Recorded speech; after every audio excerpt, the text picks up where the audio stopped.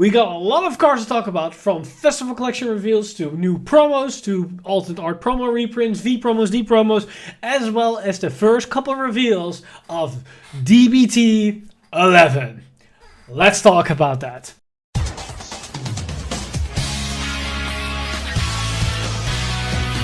Stand up! Vanguard! Hey Cardfighters, welcome back to another Cardfight update, and there's a lot to talk about, so let's jump straight into these reveals. And we started with the surprising one with the first couple of reveals from DBT 11. And we begin off with a duo of cards, which are two different cards from two different nations, but they are identical to the T, as we have this great one for Dragon Empire, Stimulator Dragon, which has the skill Auto Rigger Circle. When this unit boosts a grade 3 or greater, if your opponent's Vanguard is grade 3 or greater, costs Soul Blast 1, and this unit gets power plus 10k until the end of battle, which is identical to this brand good one, Outer Space Guardian. Now, this is an upgrade to the 13k boosters, as these are essentially 18k boosters, so we see a power spike in DBT 11 happening here.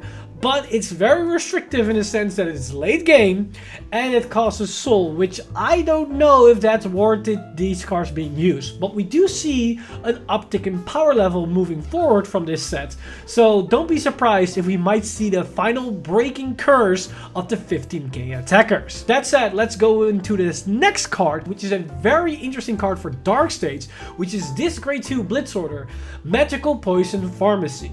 And this Blitz Order has the effect, costs Soul Blast 1 to play, choose one of your Vanguards being attacked, and it gets power plus 10k until the end of that battle.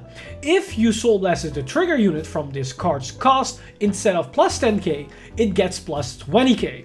So with the current defensive options within Standard, this is a really good Blitz Order, as essentially for a discard and a Soul Blast, you get double the value of a normal card, which is essentially 5k shield. And because it's a Blitz Order, it does circumvent certain guard restricts options. And as seen as it is in Dark States, it's not that unlikely that you'll have a trigger in your soul, thus being able to make this into a 20k shield for one card in hand and a soul.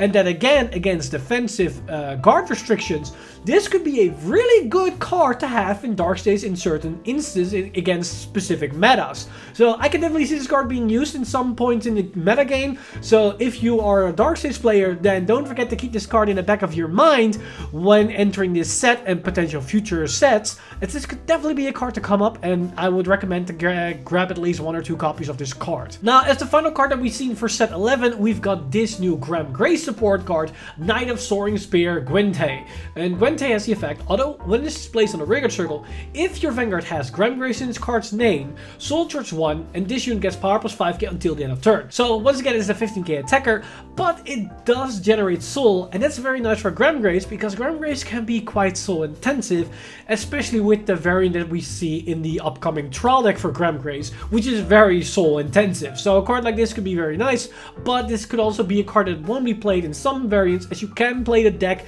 that is a bit less soul restrictive, so it depends on what your playstyle is if this card's gonna see play or not. With the set 11 stuff out of the way, let's jump straight into these new promo cards. And we start off with the 2 new V promos, which are essentially a extension of these early game cycle cards that have the in-hand effect to discard them, to check the top 5, to search for a grade 1 or grade 2, so you can increase the consistency of writing the correct cards. But they all come with a unique, you could say an Amber clone type of effect, but with a different twist. And we've got a new version for Tachikaze as well as Nova Grappler. And we start off with the one for Tachikaze, which is this grade 2 Savage Wrecker.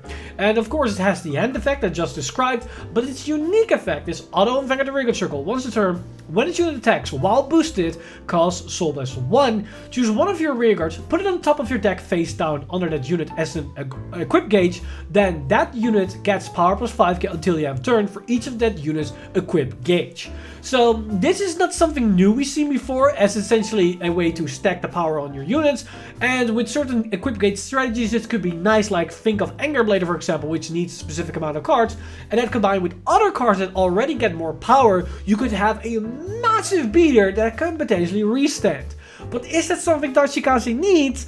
I don't know, because I think Nachikaze would probably have benefited more from this card if this had like some type of retire effect, as it could interact with like your multi-deck strategies, cards that need to be retired to get their benefit, or other specific cards that Tachikaze is known for. So it's a bit iffy. This is great for like beat stick playstyles, but Tachikaze isn't necessarily known for beat stick playstyles. So it's a questionable card, but because of its secondary effect, it might still see some play. Now, same can be said for the Nova Grappler card, but I feel like the Nova Grappler card is a bit more useful because we have this grade 2 Spiral Breaker, which of course has the same hand effect, but it also has the auto effect, Auto Vanguard the Rearguard Circle. Once a turn, when this unit attacks while boosted, costs Soul Blast 1, choose one of your other rearguards and stand it. If your opponent's Vanguard is grade 3 or greater, stand all of your rearguards in the same column as the chosen unit. So this is not something new for Nova Grappler, because in V we have cards on attack that can restand something for a Counter Blast, restand something for a discard, or restand something for a Soul Blast. So this is something we've seen before, but this is a bit more restrictive in the sense that it needs to be boosted, which other cards don't need to be, but it does have the benefit of potentially resetting an entire column. But that said, in Nova Grappler, most of your stronger beaters are in your axial circles, because the Nova Grappler strategy is mainly going wide strategy instead of going big. So you don't necessarily have columns that are important to restand, as your main targets are probably already on the axial circle getting more power. So it's an iffy card that still is useful to some extent, but not as good as others. And it might still play because of its secondary effect, as certain strategies really rely on seeing specific cards in the early game, and this is a great way to increase that consistency. Now, moving up from V, we go into the promos for D, and we start off with the new alternate art promos, as we have these 3 cards with the alternate art, with the Dark Stage 1 for the new Diabolus Violence build with Diabolus Girls Stephanie, but we also see a new alternate art version of Hollow Moonlight, I believe that's the one, the World Order that allows you to create a Shadow Army token for Renegade, and we also see an alternate art version of the Plan tokens, which is nice to see this being introduced to have more variety to your Plan token strategy. Now, neither of these are a big implication for Reapers, I believe, because these are just commons and rares that are useful but not too mandatory. I believe like maybe the World Order might be getting expensive as an older card, but I don't think it's that too much of a hassle. But it's great to see these alternate art being used as promo slots instead of unique effects. But talking about unique effects, we do have a unique effect promo card, so let's go over those, because these are quite impactful. As first off, we've got the new Lyrical Monasterio card, which is this grade 2 Refresh Time Portia, which has the effect auto, when placed on Rearguard Circle, cost Soul Blast 1, put all cards in your bind zone into your drop zone, and bind the top card of your deck. If the bound card was a trigger unit, draw 1. So there are 2 main things come to mind with this particular card. One, if you play D, this might be useful for Alasteel, as it is a great way to get yourself out of a brick situation in the moment you have more than 1 card in your bind zone, as you must have only 1 in order to activate your Black Wings and White Wings, unless you have the specific grade 3 that forcefully activates your skills. This is a great way to circumvent that if you're up against like something like the Link Joker or Eva that binds more cards off your field. But if you play Premium, this could be seen as a counter card against Narukami, as you clear your entire bind zone. So yeah, useful cards in many different versions, and I probably will see play if I'm gonna be honest, but how?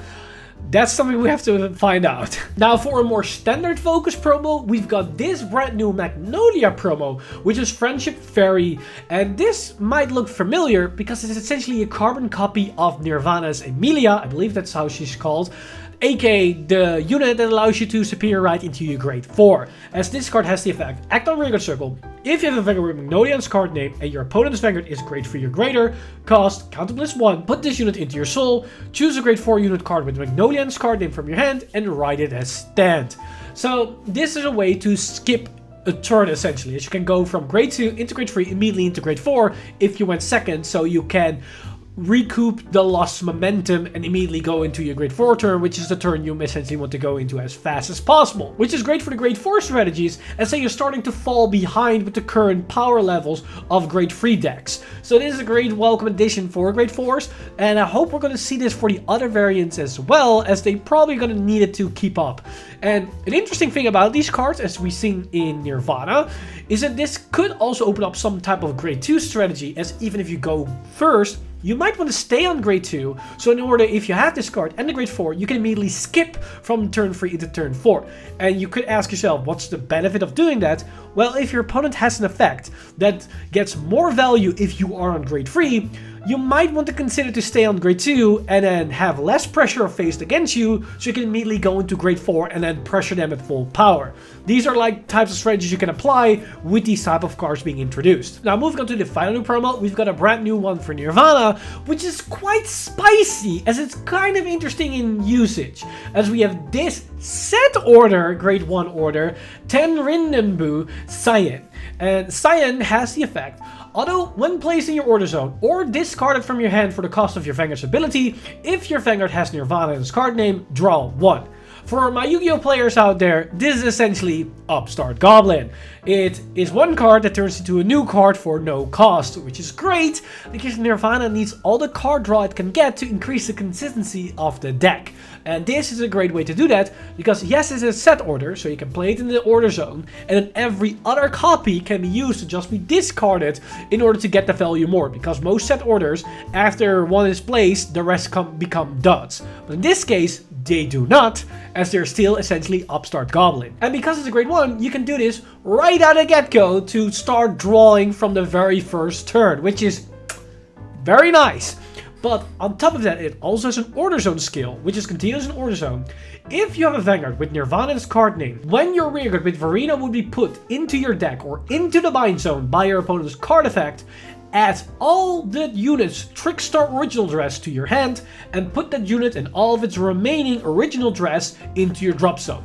So that's a mouthful, but essentially what it does is that if your Verenas will get spun back by like something like Youthberg or Chronojet, or it gets bound by Eva or by Messiah, you essentially get all the Trickstars underneath that unit back to your hand, and the rest of the cards will be sent to the drop zone. This is pretty huge and impactful for multiple reasons. First off, that means the only way to really painfully hurt Nirvana is with the Prism mechanic or with Retire, as they still will get full value. Any other removal basically will mean that you get pluses, because you get Trickstars to your hand and the rest goes to the drop. In normal Overdress variant, that means that if you have the unit, the grade 1 that allows you to fetch anything from your drop zone, you can essentially grab your Esperia Deas back to your hand and place down a new full power Esperia Dea every single turn, because everything is in drop zone, so they all move underneath the Esperia Dea, and because you get the Trickstars back into your hand, you will always have the resources to get everything on the field.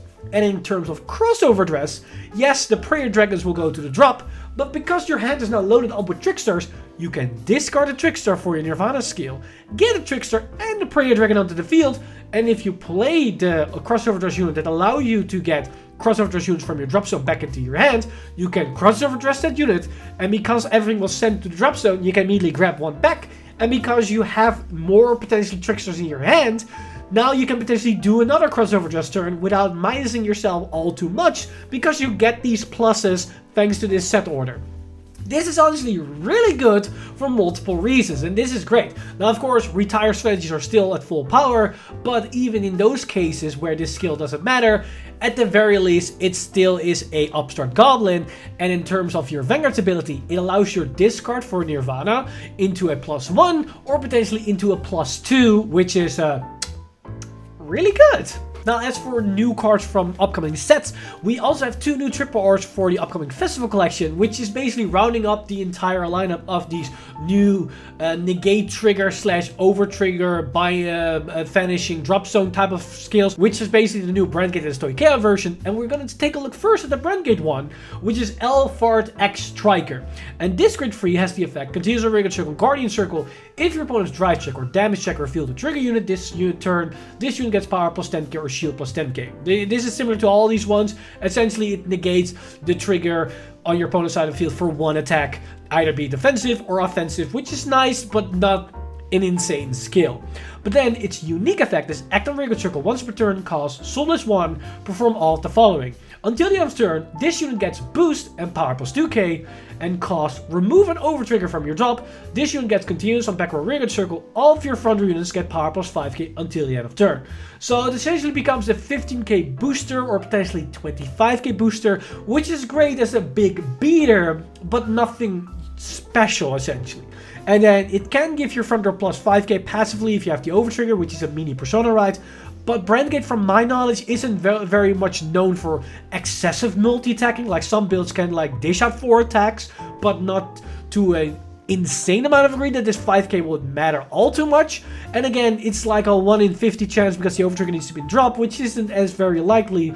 And keep in mind, although this might bring big numbers to the board, it is a generic card that competes with the most powerful generic cards from any nation, which is in Brandgate. And I don't know if this card's able to outcompete the other insane generic cards that Brandgate has access to. So it's very much likely that this card won't see play because it's just not good enough. And even in comparison to the other of these RRR versions, I also feel like this is one of the weaker ones. Because yes, it brings power to the board, but as a card itself, it doesn't really do much, because in most instances it's just a 15k beater that could be a booster, but that won't accomplish much in my honest opinion. But the same cannot be said about the Stoicheia one, because in my honest opinion, this Stoicheia one might be the strongest among these cards, as here we have Wishful, Flower Maiden, Florence, and Florence has the effect continues a regular circle, guardian circle. If your opponent's drive check or damage check reveal the trigger unit this turn, this unit gets power plus 10k and shield plus 10k, which is identical to all of them. But then her unique effect is auto regular circle once per turn. When this unit attacks, cost, put the top 2 cards of your deck into your drop zone. Perform all of the following: Soul Charge 1. This unit gets power plus 5k until the end of turn. If it is plus 15 instead of plus 5 if all the cards put into drop zone of this card's cost are non-normal units. So essentially what it means is that this will be an 18k or 28k attacker or 28 to 38k attacker. And what they mean with non-normal units, essentially it's either trigger units or order cards. And Stoicheia is known for playing some amount of order cards, especially if we're talking about Zorga. So this could be a great card for Zorga as it's a mill outlet, it generates soul if you need it, and it could be a massive beater as well, making every pressure turn even more deadlier because it swings for big numbers on its own. But then its overtrigger effect is cost, remove an overtrigger from drop, put a unit card from your drop zone into your hand. This essentially is a +1 that can fetch you any important card you need. It can be a perfect guard, it can be your persona ride, it can be your final combo piece, whatever you need to survive or to kill, this card can fetch it. And yes, it's the same issue as all the other ones, you need to get your overtrigger in the drop zone, but unlike all the other ones, it is a card that helps you to get to that situation because it mills. So there's a high likely chance this card will be in your drop zone, especially if you play something like Zorga or any other mill strategies within Stoicheia, which is kind of known for. So unlike the other ones, this has a higher likely chance of actually using this effect. And unlike most of them, this is, in my opinion, a much more impactful effect as well. Because fetching your perfect guard or your persona ride or a combo piece whenever you need, that is pretty damn strong. And on top of the fact that it's a mill outlet, it's a soul generator, it's a massive beater, makes it a really solid card in any build. But that's just looking at it in a bubble. Once you look at it in specific builds and interactions, this card becomes even better because a good card that this card interacts with is also the Mask Order. And Stoicheia has 2 Mask cards with Leonor and Mask Zorga, which is even more reason to play this in Zorga to some extent, because the Mask Order has a drop zone effect. And if you mill the Mask with this card, not only will it count towards one of the 2 non-normal units, so increasing the chance of actually getting bigger beater on the board, but it also helps you to potentially set up your Mask play as well. And if you happen to have the overtrigger in your drop zone early on, you can even grab the mask to your hand in order to search potentially for your mask grade 3 to get your whole combo even better on the board. So overall, Florence might be the best among these new triple Rs and can definitely be a solid include for a couple of Stoicheia builds out there. So definitely don't overlook this triple R with the upcoming set. And with it said, that's basically all the cards that we have today. Quite a lot of cards to go over as there were a lot of unexpected reveals today. And because of that, we couldn't go into too much detail or depth about these cards. So I'm very curious what your thoughts about these are, as there might be some interaction or things I didn't specify in this video. So hit me on the comments down below if there's a specific combo or playstyle or thing that this card could do that you really like, as there's a lot to talk about. And there's going to be even more to talk about, because next Tuesday it's going to be another jam-packed episode, because not only are going to see the new Lore and Roll support cards, we're going to get a brand new Kraylemental Overtrigger, as well as one of the new Regulus piece cards of the Festival Collection. So a lot of new exciting stuff on the horizon, and if you don't want to miss any of the new reveals, then hit the subscribe button and hitting the bell notification button once these new reveals are going to be live. But with that said, I'm going to give a huge shout out to my Patreon supporters over at patreon.com/insider. You guys are amazing. If you do want to support the channel or everything that's happening on the channel, you can simply go to patreon.com/insider and become a patron today. But with that said, I've been Mr. Time Leap, and I'll see you guys in the next one!